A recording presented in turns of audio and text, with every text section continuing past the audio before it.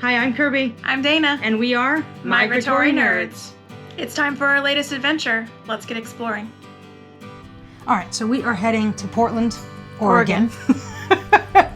Not Portland, Maine, to visit some family. Yep. So trying to fit a few fun things intermittently, but this video is about the Portland airport, our transit, and then we stayed in the Pearl District, which I think we researched, right, and we picked a hotel based on that, but I think we also lucked out, and it was a really great location. Yeah.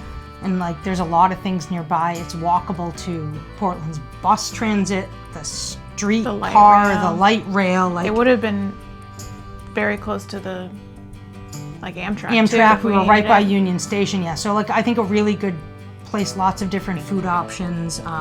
Felt really safe, walkable. So, all right.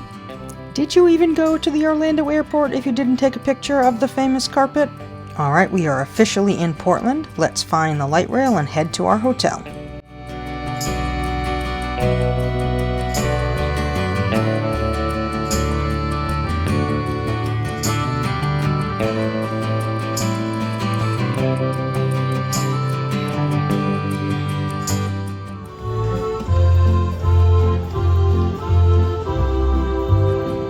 All right, migratory nerdy fact of the video. The Portland airport aims to be 100% local, featuring only local shops and restaurants. Even the wood for the roof was sourced from nearby forests by partnering with local tribes and forestry experts. And then keeping with the local theme, the Portland airport's music program uses live music to create a relaxing, pleasing, and stress-free environment for travelers. Every day, volunteer musicians perform in the terminal and help enhance the passenger experience. Portland's light rail public transit system has a stop at the airport. Head to the baggage claim level and then you will see the signs to follow to get to the light rail. As always, we highly recommend the app City Mapper for helping you navigate public transit around the world. So one thing to note about Portland is it has a sizable unhoused population. And I'm not sure about the regulations, but they're allowed to set up camps wherever they please. And I think that's actually kind of nice. It's sort of friendly to, and we saw unhoused shelters and stuff. But it's something to note. If you're walking around, it may make you uncomfortable. It's something to think about. We never felt unsafe, but we were also traveling as a group. So, and in comparison, in the month and a half before this video, I was in New York City twice, like very short succession, and I think I encountered less unhoused people just in the street asking for money in Portland than I felt in New York. Yes. No, we didn't get the population is there, but I didn't feel like I was uncomfortable or that I couldn't walk freely or anything like that. But just that, it's a city, right? It's a big city. That no big city is immune to this. But just that's something to keep in mind. Yep. All right, so our first evening after a semi-hectic travel day. Aren't they all? Is there ever a smooth travel day? We had a little delay on our... Yeah. It was a little tight in between our flights. Yeah. We ended up at Lovejoy Bakers, or Bakers, mainly because it was like the first thing we walked by. Dana, look, I have the pictures in front of us. It was the first thing we walked by on our way to Safeway, the grocery store, to get some supplies for our hotel room. Yeah. And I don't know if I was just starving. Yeah. Or if it was the most delicious sandwich ever. It was really good. Yeah. They make their bread there. And so the bread on our sandwiches, yeah, was so good. Really good. Yeah. And then they have homemade in-house aioli and yeah, stuff. My sandwich had a garlic basil aioli on it that was to die for. And the coffee was pretty good. And again, I don't know if I was just exhausted or if the coffee was really good, but I would go back there again. Yeah, I would too. All right, so we had breakfast at the hotel, but we're in Portland, so you need to have good coffee. So we're going to Sister's Coffee. It's like right near our hotel. All right, our next stop on our food tour of the Pearl District was Sister's Coffee Company. Mm-hmm. This was like 2 blocks from our hotel, like super duper walkable to our hotel.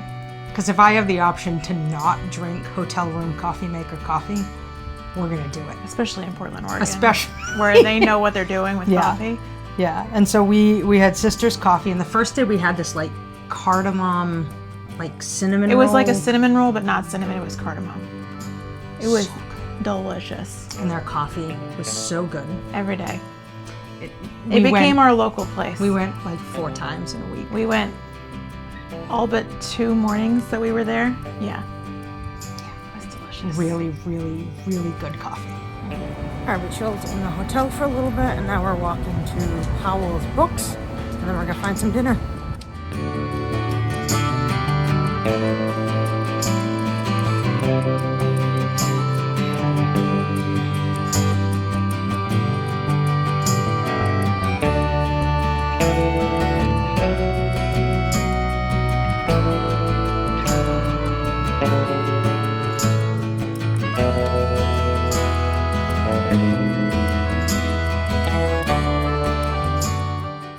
Another sort of Pearl District Portland institution is Powell's Books, Powell's City of Books. We were by the large location. There's more than one location. This one is like a full city block. The flagship of their locations. It's massive, so much so that there's like a color-coded map for sections on the entrance. There is a cafe that we didn't eat on this trip, but we have eaten before. I think so, but I don't really have I don't remember it. But there's stuff there. Yeah. There's clean bathrooms there, which is nice.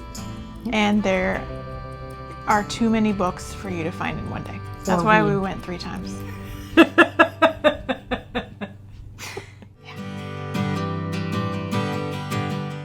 All right, we had another dinner in the Pearl District at La Real, which was like right next to Powell's. Right? It was very close. It was in between Powell's and our hotel. Yeah, just Mexican food, obviously. The portions were huge. Massive. We could have shared, but we didn't know. Yes. So I got nachos, shocking, that were massive, which doesn't surprise me. Most times I get nachos, they're massive. And then Dana ordered like a quesadilla. A quesadilla that I didn't know could fit, like you could lay out on it. Like I didn't know that. Like I don't think they took a tortilla and put stuff on half and flipped it over. No, I think they took a beach towel. A full tortilla, filled it up, and then put another full tortilla over it. Huge. But really good. Really I thought it was good, and I think maybe the best part there was they had like a salsa bar with 6 maybe different flavors and different heat levels of not chunky like pico, like sauces, blenderized sauces, and they were really good to mix in with your stuff. And we're back.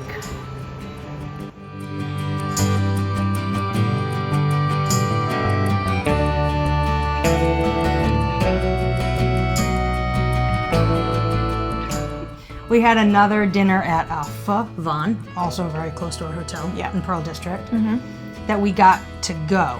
So nobody got pho. No. Right? No. I only have pictures of mine. I got like 2 appetizers, like a dumpling and like a duck confit bao bun. I got a lemongrass, like grilled chicken rice bowl. Delicious. I don't remember what Sarah got. Noodles, I think. A noodle bowl? Anything. Everything was cooked right then, you could tell. It was delicious. If we had more days, we would have gone back. Yeah.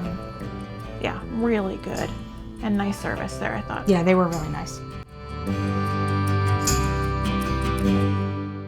All right, so our last dinner that we had in the Pearl District was at Hal's Cafe, which is part of the McMenamins sort of brand and chain, which is pretty famous in Portland. Yeah, so McMenamins is a group. They buy old buildings, like historic buildings often, and they bring in like local artists, and the artists can do whatever they want. So you'll walk into a room and it'll be just like covered in like crazy tile or paintings on the walls or whatever. So they have locations all over the Portland area, and I would like to check out more. But this location was very near, again, in the Pearl district, and it's House Cafe. There's a bar that has another room Downstairs. Yeah, I don't remember what that's called. It is called the Annex? The Annex. The Annex. Oh, excuse There's- me, Al's Den. Oh, Sorry. Al's Den. There's the Crystal Hotel, Yes. right? All in the same area. And- And there's also the Crystal Ballroom, which is a music venue and bar. Yep. We didn't go into the Al's, No, the basement, because no. and we didn't go into the hotel. I've been into the Crystal Ballroom. That one is much more covered in art than Hal's is. I think Hal's, out of all the McMenamins properties I've been to, Hal's is the most tame. So we have more exploring to do. Yeah. But I thought the food was great. Yeah, I got like loaded tots with like Yeah. a cheese sauce and like big like crispy pancetta or pork belly. I don't remember which one it was. That was really, really good. And then Dana got a Aztec salad. An Aztec salad. And I could have added protein to it, but I don't think I did. No. But that was good. Yeah. I mean, every time I've eaten or experienced a McMenamins, I've had a good time. So, More to check out. Yeah. And we ended our final morning in Portland at Sister's Coffee. As one does. Because we're locals now.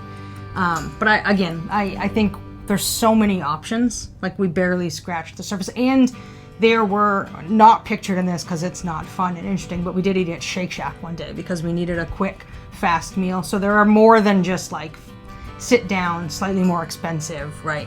You could find a lot of quick service, less expensive options. There's a lot of food trucks and things around too. So we have a lot more exploring. Portland is definitely known as a coffee town and a foodie town. So, Two of my favorite things.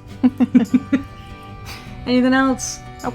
All right, I'm Kirby. I'm Dana. And we are Migratory Nerds. Make sure you subscribe to the channel so you get notified when all of our new videos drop. Bye. Bye.